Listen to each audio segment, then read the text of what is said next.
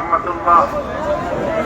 الحمد لله رب العالمين، والصلاة والسلام على سيد المرسلين وعلى آله وأصحابه أجمعين. أما بعد، أعوذ بالله من الشيطان الرجيم. بسم الله الرحمن الرحيم. قل هل يستوي الذين يعلمون والذين لا يعلمون إنما يتذكر أولو الألباب. শিক্ষাকে পরিবেশায়ন করে স্বাধীন শিক্ষা ব্যবস্থা প্রণয়নের দাবিতে আয়োজিত বাংলাদেশ খেলাফত ছাত্র মজলিসের উদ্যোগে শিক্ষা সমাবেশে উপস্থিত সভাপতি, উপস্থিত বাংলাদেশ খেলাফত মজলিস, যুব মজলিস ও ছাত্র মজলিস সহ বন্ধু প্রতিম অন্যান্য সংগঠনের কেন্দ্রীয় নেতৃবৃন্দ, শিক্ষাবিদ ও সমবেত ছাত্র ভাইয়েরা আমার, আমি সর্বপ্রথম আল্লাহ রাসূল সাল্লাল্লাহু আলাইহি ওয়াসাল্লামের একটি ঐতিহাসিক সুন্নাতের অনুসরণে শুকরিয়া আদায় করছি। আল্লাহ নবী বিদায় হজের সময় বলেছিলেন, মানজিরুনা গাদান হাইফু বানি কিনানাতা ইনশাআল্লাহ হাইসু তাকাসামু আলাল কুফর। মক্কা বিজয়ের পর মক্কায় বিজয়ী বেশে প্রবেশ করে আল্লাহ নবী বলেছিলেন, যেই হাইফে বানি কিনানার মধ্যে এক সময় আবু জাহালদের নেতৃত্বে ইসলামকে ধ্বংস করার চুক্তি সম্পাদিত হয়েছিল, আগামীকালকে আমরা সেই জায়গায় অবস্থান করে আল্লাহর শুকরিয়া আদায় করার মাধ্যমে আমরা বিজয় উদযাপন করব।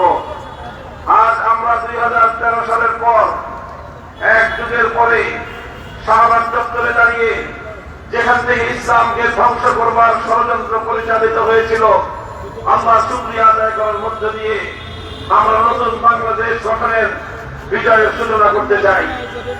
সংগ্রামী সাথী ও বন্ধুগণ, সেই সাথে বলতে চাই, এই শাহবাগ চত্বরে দাঁড়িয়ে আমি আজকের অন্তর্বর্তীকালীন সরকারের কাছে সুস্পষ্টভাবে দাবি জানাতে চাই, এই শাহবাগ চত্বরকে কেন্দ্র করে এই গণজাগরণের নামে বাংলাদেশকে বিভক্ত করবার, বাংলাদেশের স্বাধীনতাকে বিপন্ন করবার চক্রান্তের বিরুদ্ধে রুখে দাঁড়িয়েছিল যে শাপলা চত্বর, সেই শাপলার শত শহীদানের আজও পর্যন্ত রক্তের কোন প্রতিবিধান করা হয়নি।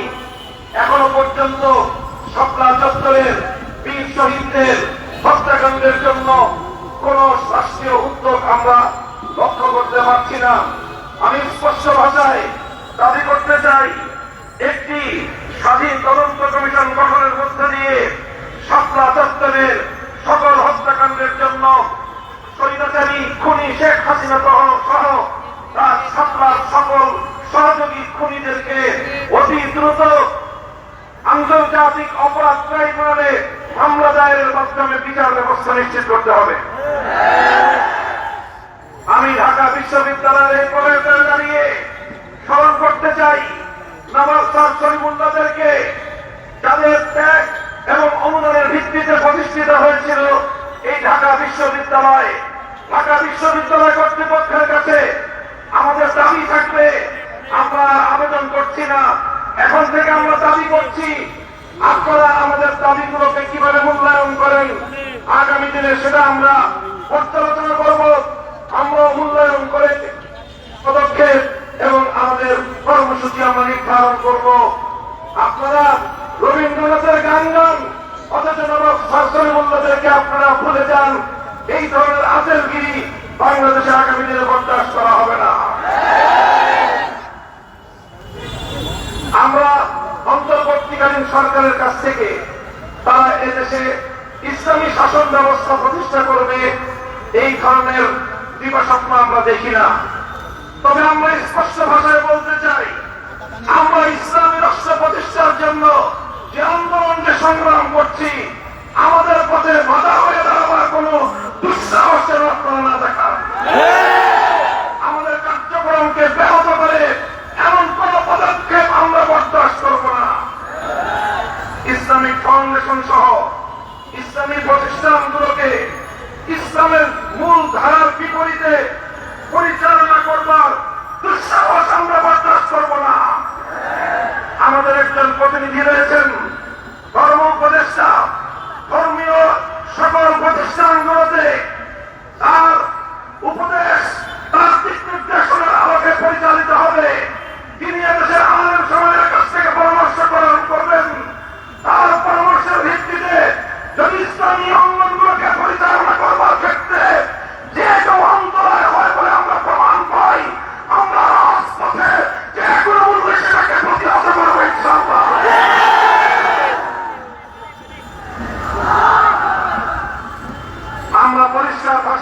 চাই, শিক্ষা ব্যবস্থায় ইসলামের বিরুদ্ধাচরণের অশুভ ধারা বন্ধ করতে হবে। সকল শ্রেণীর শিক্ষা ব্যবস্থায় প্রতিনিধিত্বশীল ব্যক্তিবর্গের মাধ্যমে নতুন শিক্ষা ব্যবস্থা প্রণয়নের উদ্যোগ গ্রহণ করতে হবে। আপনারা সেই আওয়ামী দুঃশাসনের আমলের মতো বরাবর দেশের ইসলামপন্থীদেরকে উপেক্ষা করে চলবেন। আমাদেরকে উপেক্ষা করার এই ধারা আমরা বেশি দিন চুপ করে বরদাস্ত করব না। শিক্ষা কমিশনে এদেশের সর্বজনগণ আলেম প্রতিনিধি অন্তর্ভুক্ত করতে হবে, না হয় ওই শিক্ষা কমিশনের কোন পরিসংখ্যান মানব না। বৈষম্যহীন শিক্ষা ব্যবস্থা প্রতিষ্ঠার স্পষ্ট দাবি জানাই।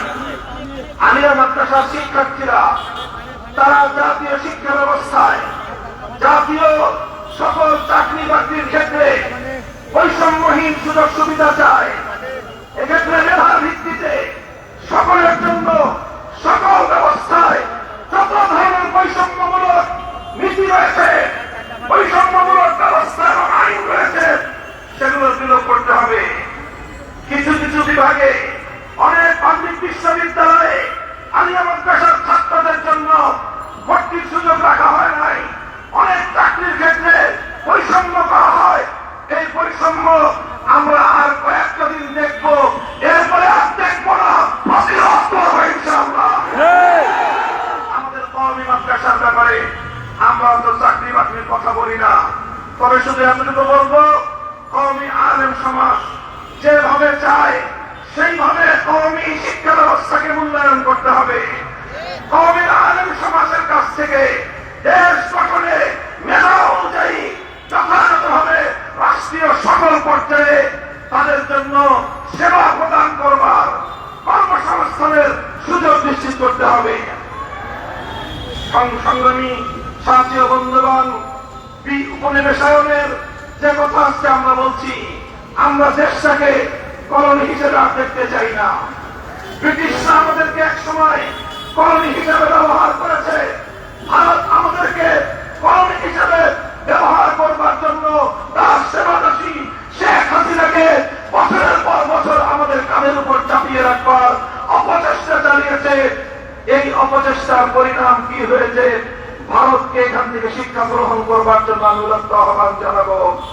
আর কোনদিন যেন এই স্বাধীন বাংলাদেশে কোন সেবাদাস প্রতিষ্ঠার দুঃস্বপ্ন যেন ভারত না দেখে।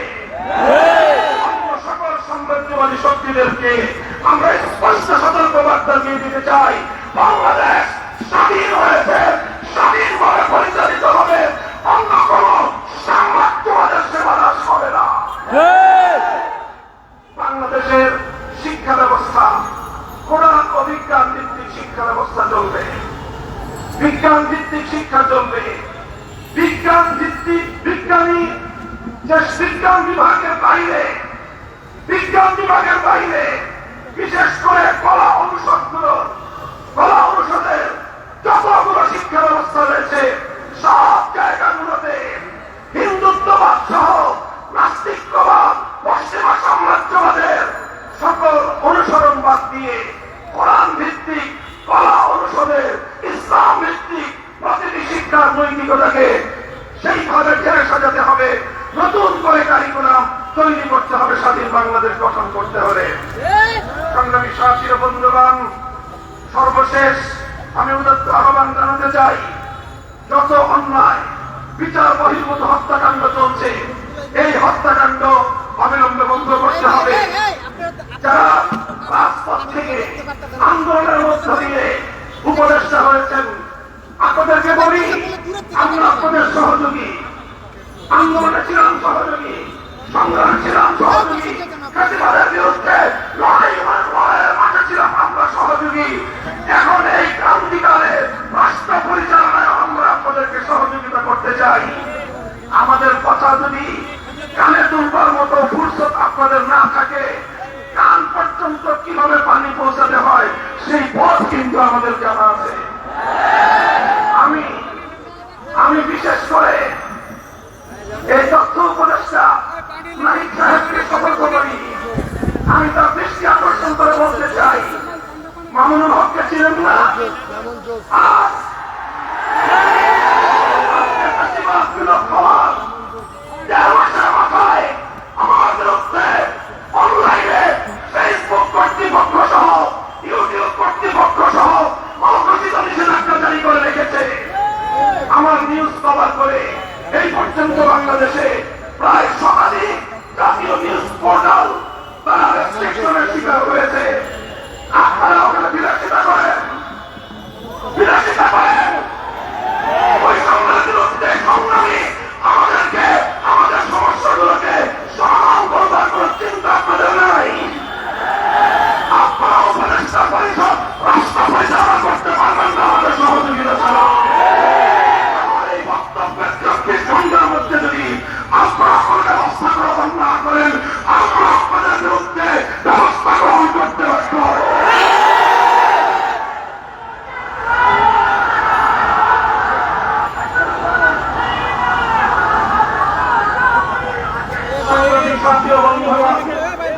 আমরা পরিষ্কার ভাষায় বলি, আন্দোলনে ছিলাম আমরা, সংগ্রামে ছিলাম আমরা, রক্ত দিয়েছি আমরা, কারারুদ্ধ হয়েছি আমরা, অন্যায় অপমানের শিকার হয়েছি আমরা, ষড়যন্ত্রের শিকার হয়েছি আমরা, যুদ্ধ করে বিজয়ের অন্যায় ছিলাম আমরা। এখন সম্মিলিতভাবে এই রাষ্ট্রটাকে এগিয়ে নেওয়ার দায়িত্ব আমাদের। আমরা সহযোগিতা করতে চাই, গায়ে পড়ে সহযোগিতা করতে চাই। আমাদের গায়ে পড়ে সহযোগিতা যদি পায়ে ফেলতে চান, সে পা ভেঙে গুড়িয়ে দিতে এক মুহূর্ত আমরা বিলম্ব করবো না। আল্লাহ পাক রব্বুল আলামিন এই বাংলাদেশকে একটি সুন্দর সমৃদ্ধশালী একটি বাংলাদেশ হিসেবে এগিয়ে নেওয়া তৌফিক দান করুন। আমরা পরিষ্কার ভাষায় বলি, আমরা ইসলামী রাজনীতি করি। এদেশে খেলাফত রাষ্ট্র ব্যবস্থা প্রতিষ্ঠার জন্য আমাদের জীবন যৌবনকে আমরা উৎসর্গ করতে চাই। আপনারা কে কি রাজনীতি করবেন আপনাদের বিষয়। আমরা আমাদের আদর্শ আপনাদের উপর জোর করে চাপিয়ে দিতে চাই না, কিন্তু আমাদের রাজনীতির প্রতি যদি কেউ বৈষম্যমূলক দৃষ্টিভঙ্গি নিয়ে তাকাবার চেষ্টা করেন, চোখ উপড়ে ফেলবো। আমরা কারো করুণা চাই না, অধিকার চাই। ভিক্ষা চাই না, আমরা অধিকার চাই। অধিকার যদি সমাজে না দেয়, অধিকার আদায় করে নিতে পারি আমরা। রক্ত দেই, অধিকার আমরা আদায় করে দেই। আমাদের এই কথাগুলো, আমাদের অবস্থান এবং আমাদের এই বাংলাদেশের গণমানুষের সঙ্গে আমাদের রিলেশনটাকে নতুন করে পড়ে নেবেন। যদি কেউ যদি আমাদের ব্যাপারে অন্য কোনো ভাবনা ভাবতে চান, তাহলে আপনাদেরকে রাজপথে মোকাবেলা দেওয়া থাকলো। সংগ্রামী সাথী ও বন্ধুগণ, একটি সুন্দর বাংলাদেশ গড়ে উঠুক, বৈষম্যহীন বাংলাদেশ গড়ে উঠুক। আর কোন শিক্ষাঙ্গনে তোফাজ্জলদের মতো আর কোন মানুষকে যেন বিচার বহির্ভূত হত্যাকাণ্ডের শিকার হতে না হয়। সকল বিচার বহির্ভূত হত্যাকাণ্ডগুলোকে তদন্তপূর্বক প্রকৃত দোষীদের বিরুদ্ধে ব্যবস্থা গ্রহণের দাবি জানিয়ে একটি সুন্দর সুশৃঙ্খল উপনিবেশহীন, উপনিবেশবাদহীন, উপনিবেশবাদমুক্ত স্বাধীন একটি স্বনির্ভর জাতি গঠনের জন্য যা যা করতে হয় তা করার জন্য আহ্বান এবং তার সহযোগিতার আহ্বান জানিয়ে বক্তব্য শেষ করলাম। নাসরুম মিনাল্লাহি ওয়া ফাতহুন করিব ওয়া আখিরু দাওয়ানা আলহামদুলিল্লাহি রাব্বিল আলামিন। বাংলাদেশ খেলাফত ছাত্র মজলিস জিন্দাবাদ, বাংলাদেশ খেলাফত মজলিস জিন্দাবাদ। সুবহানাল্লাহি ওয়া বিহামদিহি।